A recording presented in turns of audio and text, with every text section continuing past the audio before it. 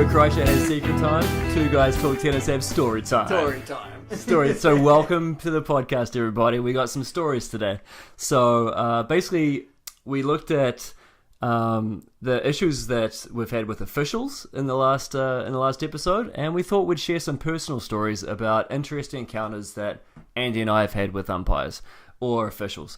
So mine, we have to go back a few years, Andy. So we're going back to, I believe this is 2001. Jeez. Or 2002. So I'm playing under 18s nationals in New Zealand at Albany. Not the indoor centre, but the no, it wasn't Albany. It was Forest Hills. Forest Hills. Taking it back. Yep. And I'm playing my last ever match of junior tennis. This is the under 18 doubles final. I'm playing with Paul Ravkin. So you can fact check any of what I'm about to say if I get any of this wrong, Paul. And we're playing the final against Dan King-Turner and Matt Simpson, both of whom went on to be, varying levels of success on the professional circuit. Yeah. But Dan King-Turner was the number one player in New Zealand for many years. And he was a player that I had a great rivalry. Can I say rivalry? Don't know, can you? Have you been drinking or what? No, I haven't yet. Maybe that's the issue. Maybe I need one since it's 5 o'clock on a Friday night. And anyway, so we're in the match. It's 5-all. Everything's going pretty well. The difference in this match is that we have not just an umpire, but lines people. Ooh, nice. I had never had lines people in a match before.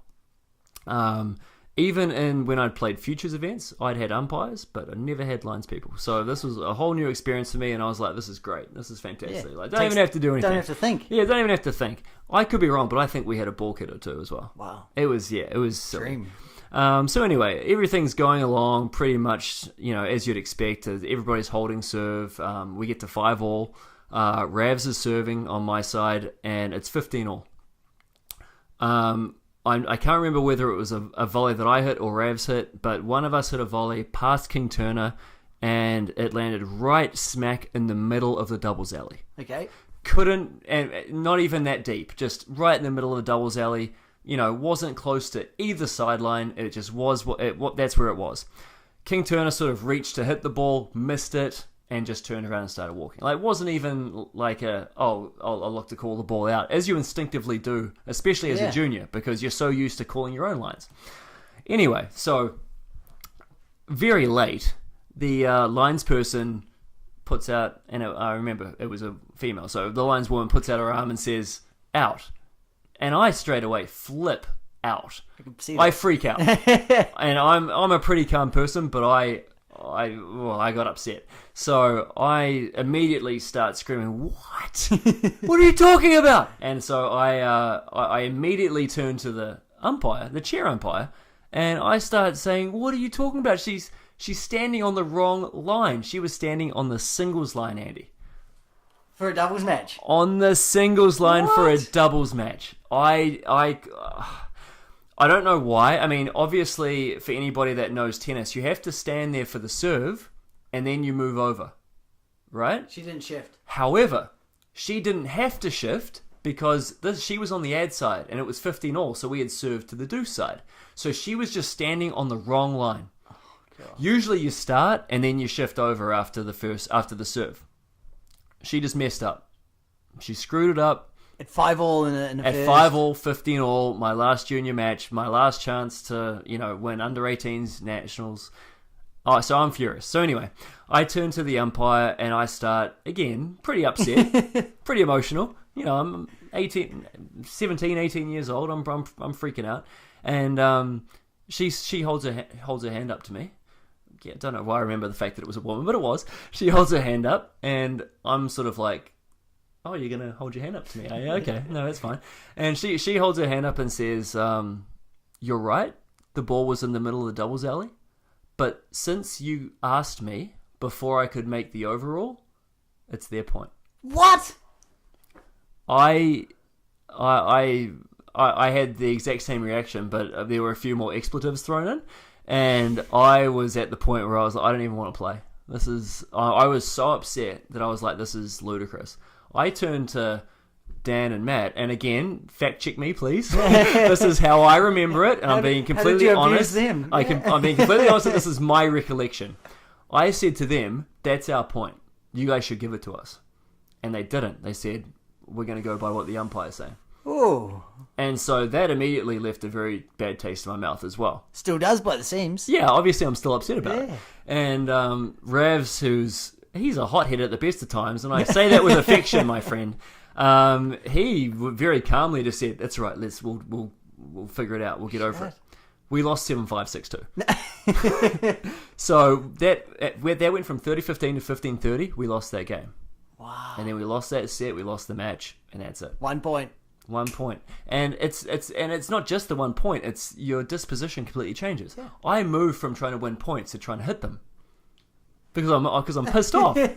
I'm like, if you guys don't really need. They were the favourites. They were probably going to beat us anyway. They probably won nationals all the way through. Yeah. They played together all the time. Didn't go to play college. Would they need it? Yeah. So that's my story of an umpire ruining my chance to win nationals. Wow. And if you're listening, What I'll accept an apology, but it doesn't change what happened. You got to find out who those ladies are. Yeah, exactly. 2,000 umpires from New Zealand, Forest Hills. Damn. Yeah. So I don't know what the rule was or if that was the correct ruling, but that just blew my mind. That's amazing. Yeah. It's a shocker. I know. Really? It is. Yeah. I got two for you, Gareth. All right. What do you got? Here's one. When I was playing Futures in Mexico, I made it into the last round of qualifying, and I was playing Marvin Royal from the Bahamas. I was pretty shocked to make it into the last round of qualifying, and he had a professional ranking at the time. He was like 1,400, 1,300, something like that. Yep. I lost the first set against him in a tiebreaker, 7-6, and it was pretty close. So I had a lot of confidence going to second set. In the second set, I broke him, 3-all or 4-all, and won the set 6-4. At the end of that set, he decided to break his first lot of rackets. We'll say that plural. All of them? First lot, 2 rackets. 2 rackets. Bang, bang.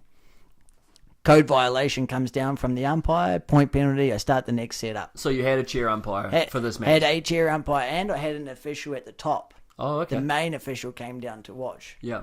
Once this code violation happened, well, second ones anyway, serving for the match, 4-3 to me. In the third, I'm returning serve and I break his serve to go up 5-3. He grabs his racket, throws it over the fence, grabs another one, throws it over the fence, and I look at the official, turn around, he goes, "The match is over." Walk up, shake his hand, didn't have to serve for it. That's how I qualified for my first Futures. Wow, that's fantastic. Yeah. What I didn't know was Marvin had points to defend. If he qualified and won a round, he would have defended his points from the previous year. Through me beating him, he lost his ranking completely. Oh. Because of the rollover system. So that's so harsh. Yeah. So it made him, the next week, he actually didn't play next week. He flew back to the Bahamas. He was so pissed next day. But a lot of people, they'll play next week. They won't get that buy through in qualies and have an easier pass through. And, that's the end for a lot of them. It's a cutthroat sport, especially as we've talked about, especially on those lower level tiers where you've got to, if you want to, get your butter and bread and have something to eat, you got to win some matches. And you got to have the easiest pass possible. And if you've got that ranking and you've got that buy or your seeding qualities, it makes it just that little bit easier. Absolutely. Another one for you. Yep. In my first main college match, we had a couple of screw around college matches to begin my freshman year. Then we drove up to Texas Tech.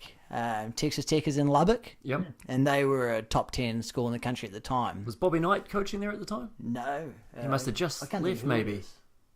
I couldn't tell you. Not top of He my was head. the basketball coach there for a while because he was Indiana, then Texas Tech, and he had that great rant where we used to listen to it driving to matches because he gets in the locker room. Somebody and this is back in the day, so somebody tape recorded him giving the spiel, and he's just abusing people.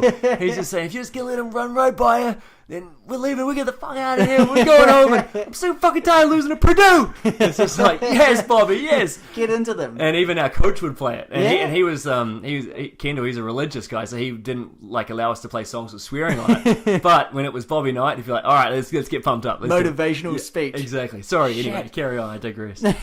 So we drove up to Texas Tech. I think we stopped in Abilene the night before. about 8 hours drive. We drove from Abilene to Texas Tech the next day, another 4 hours.